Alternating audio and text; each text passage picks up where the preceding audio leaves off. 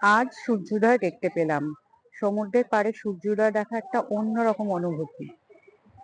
সমুদ্রের ঢেউ, তার শব্দ আর লাল রঙের সূর্য। সমুদ্রের জলে সূর্যের লাল আলো পড়ে যেন মনে হচ্ছে এক অদ্ভুত অদ্ভুত পরিবেশের সৃষ্টি হচ্ছে, যেটা মানে মুখে বলে বোঝানো যাবে না। সকালবেলায় সমুদ্রের পাড়ে আস্তে আস্তে ভালোই ভিড় হচ্ছে।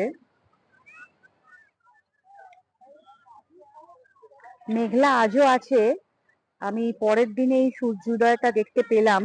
মেঘলা থাকা সত্ত্বেও আজকে সূর্যোদয় দেখতে পেলাম।